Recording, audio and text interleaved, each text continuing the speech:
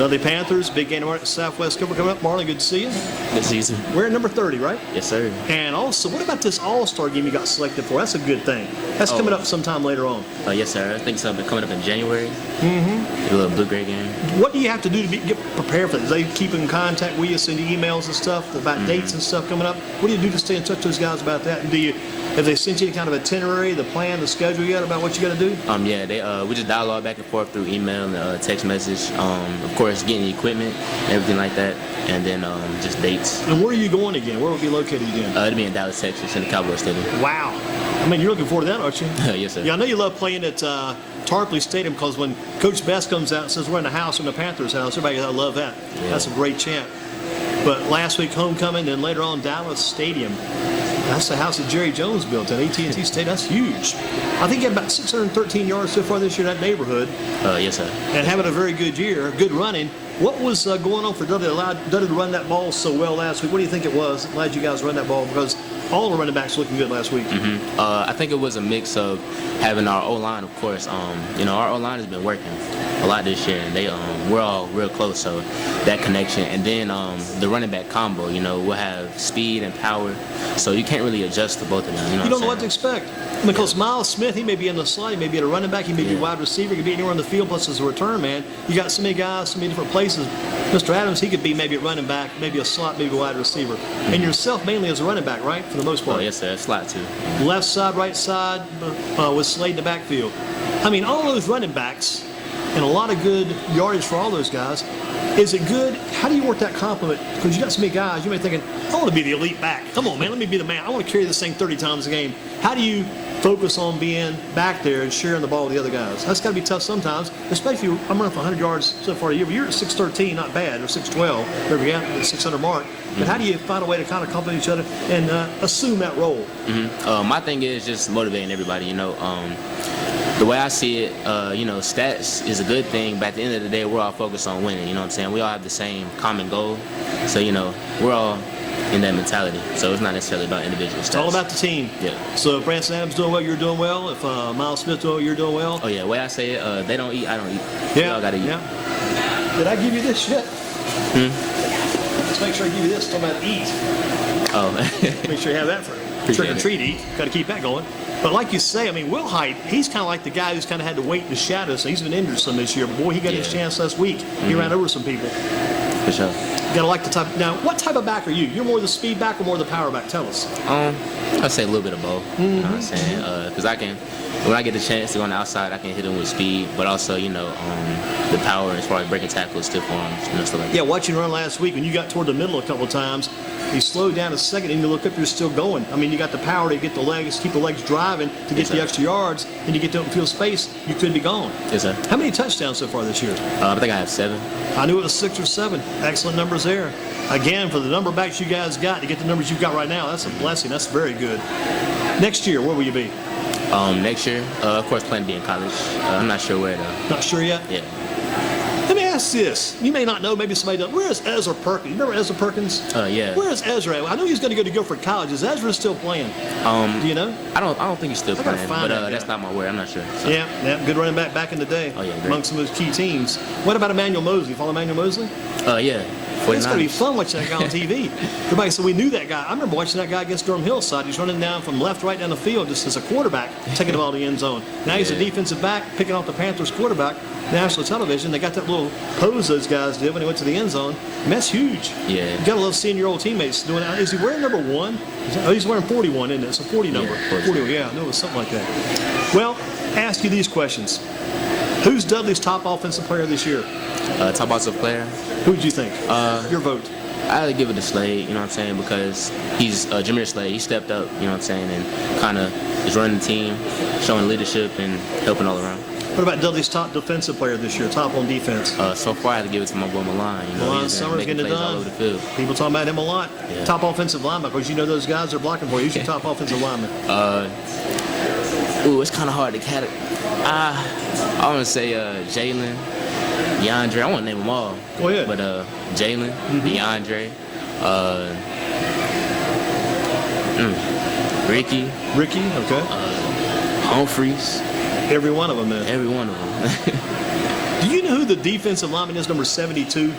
Talking about Alex? Then maybe this guy. I look at the defense. I look at Peyton Page. I look at Miles Murphy. I look at all those guys. And this guy, number 72, he's bigger than all these guys. Oh yeah, Alex. Alex, do you know his last name by chance? Bethea. Bethea. That guy makes me think of Elvin Bethea. Used to play for the Houston Oilers out of A&T years ago. This Alex Bethea, right? Yeah.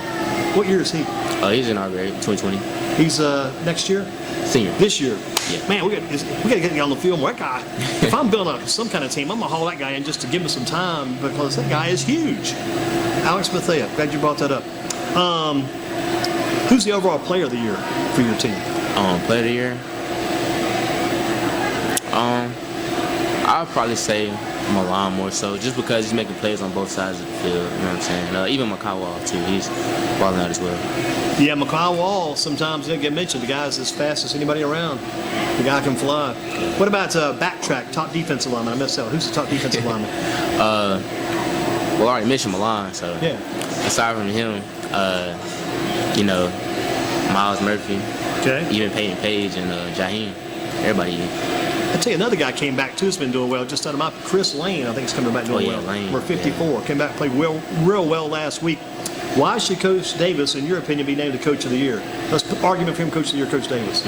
I'll say because he can motivate everybody to be on the same page. You can take a group of people that don't necessarily want to do something, or not. I wouldn't say not want to do something, but not on the right track. You know what I'm saying? Put them on the right track. Put them in the right mentality to want to win. You know what I'm saying? And he kind of has the same common goal in every mind. He must be pretty smart to keep all the egos happy. A lot of egos on these talented teams sometimes. You got to keep all those egos. Yeah. Now, if you got a chance, you run the ball, maybe let's say in practice. It had to be in practice. You're running toward Stephen Davis Jr., his son, just a little guy. You got a chance just to run him over. You run him over, kind of step aside a little bit, and kind of move on down the field. You got a chance to run the coach's son over. How about that? What do you have to do? I mean, because he's a little dude. Coach told me he's about 105. You'll make a cut to the right, make a nice juke, make a cut to the right, and move on downfield. Yeah. Phil, keep an eye on that kid. He weighs 100. You can still make the tackle though. You know what I'm saying? Yeah. He's tough. Yeah. 105 pounds. That guy is going to get bigger. Because Coach Davis was a defensive back for Dudley back in his day. He used to be a smaller guy. Yeah, I think he played safety. Yeah, that's right. Played safety for the Aggies, and he was maybe about 180 pounds back then. Much smaller man. Little Stephen Davis going to be growing up soon. Size don't mean nothing. That's what they say. Because gosh, I mean, Chris McCaffrey's not that huge. Running back for the Panthers, he runs pretty well for his size. Not that big at all. I think he's like 5'10". Maybe weighing about 205. That's in the pros. That's not that huge. Yeah. What about if you weren't playing football? What would Marlon and Darby be doing? If I was playing football, talking about as of right now. Yeah, right now, what would you be doing these days? Have a lot of time on your hands. Yeah, a lot of time. I'll probably take a little bit more time to work on the organizations that I'm in, like the Honor Society and things of that nature. Oh yeah. Service learning, probably working a job, stuff like that. Yeah, that's service work, the volunteer work, man. You're trying to get those scholarships. That really adds up. Now, are you at Dudley or at one of the early colleges? I'm at Dudley, but the program I'm in, I'm at A&T for my senior year. Got you. A&T full time during the day. Yes, Come sir. to Dudley in the afternoon for practice. Yeah. Got it covered. Marlon Darby with us. A year from tonight, where will you be? 1 year from now? Hopefully in my college dorm, either coming back for practice or getting ready to go to practice. And where's that college dorm going to be at again? It's not really decided right now. To be determined? To be announced? To be determined, But you got some places you'd like to be at. The most, of all the places you could be at, which one would you like to be at the most? It's between Western Carolina, A&T, and let's say ECU. What's the last one? ECU, even ECU. UNC Charlotte. Yeah, those are good possibilities. Simeon Gatlin, remember Gatlin? Remember Simeon Gatlin? He's at Morgan State now, played DB at Dudley a few years ago. Gatlin, remember Darius Graves? Yeah, I remember Darius Graves. Darius, I think he's at A&T injured this year, probably be back sometime in the future. He started at Carolina, then he made the change. I think Gatlin started at Carolina, then he made the change to Morgan State back in the day. So you could end up anywhere. You might be at one or two places. It may not be in the same spot. Got to learn to adjust. This Saturday, Virginia Tech at Notre Dame. Virginia Tech. Got to go with Mr. Hooker. Everybody's pulling for Hooker. Have to be. That's it. Virginia at North Carolina. Virginia, North Carolina. Virginia. Was that? Virginia. They should be favored, but I mean Carolina's at home. That's gonna be a tough one to pick. Yeah. What about the Titans at the Panthers Sunday? I don't know. Chris McCaffrey, he's really a dog, but the Titans have been rolling this year, so I'll give it to the Titans. Titans will win. How about your favorite Halloween candy or your top 5 Halloween candies? Top 5 probably be like no specific order. Nerds, Jolly Ranchers, Snickers, Airheads, and Twix. Yeah, Nerds made the list. Twix made the list. Some good choices. What about Sour Patch Kids? Ever had those? Oh yeah. And Nerds are number 6, which is pretty good. Twix, Snicker, Peanut Butter Cups, those are all good for you? Yeah. What about these worst ones? What's your worst Halloween candy? I saw some kids on TV, maybe a commercial. They were working a deal, and they put their candy here and there, and they had a big Hershey bar. They made a big trade after they sold out the candy. If you had to sort out your worst Halloween candies, and that's the worst pile there, what's in that pile right there, the worst? Probably like candy corn. Oh, yeah. Licorice. If I got candy corn and it wasn't in a little plastic package, it was just loose candy corn, they gave me a handful. Oh man, I don't know. I would have to just say, man, that'd be tougher making that'd be tougher than tackle Peyton Page coming through the line playing the football, eating that candy corn uncovered. Other worst candies? Not that I can think of right now. Let me name some. Have you heard of these? Have you heard of the Good and Plenty? Yeah. What about the Bit of Honey? Nah. I've heard of that one. What about the Smarties? Yeah, Smarties. Okay. What about, this is a favorite of mine, but it got on the worst list, Tootsie Rolls. Tootsie Rolls. I mean, I eat them. They're not bad. Yeah, take a little time to chew those. Yeah. Last question, one of the last for you, from Marlon Darby. You earned your position as a Dudley football player. How do you own that position?